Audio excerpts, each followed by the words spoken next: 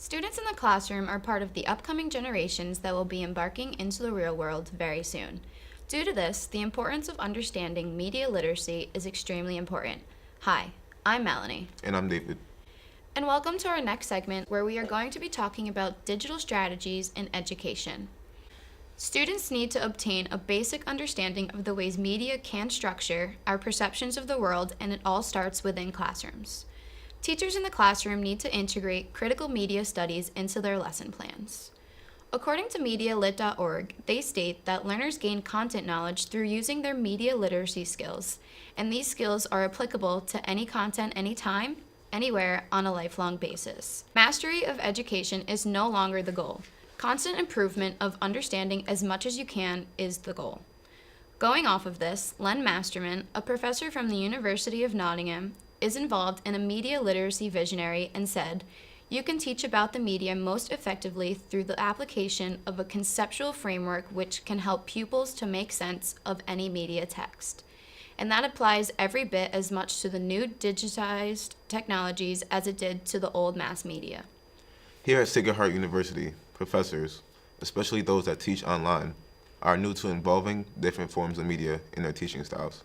In an interview I conducted with Mary Holme, an English professor here at Sacred Heart, she speaks to us about what forms of media she is involving in her lesson plans to engage her students in their online classes. Well, I think humanization of an online class is very important. So I try to use a few different strategies to create what I call a virtual community of learners. She sees her online classes as a place where her students live because she knows students spend the majority of their time online for different reasons. So she tries to integrate that into her teaching instead of just pounding content at them. There are certain restrictions, of course, with online content delivery, but I think more and more those walls are coming down. I think some of the tools available to teachers today enable us to create podcasts, video lectures, also interactive PowerPoints. There's a tool called VoiceThread that I use where students can actually ask questions on the PowerPoint kind of live to me. So there are a lot of tools that enable those sort of original differences between on-campus and online learning to come down.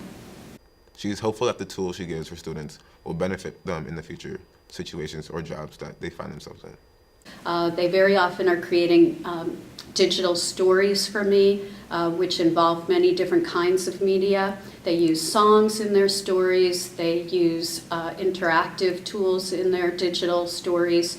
And I think it's very important that I give them that transferable skill. Although this is an English class, I do like to think that I'm also imparting some technology skills on my students because those are the skills that they can really take forward into any vocation that they end up spending their life dedicated to. With media being such a heavy impact on the world, it is important for teachers to engage their students in learning through media and about media literacy in the classroom.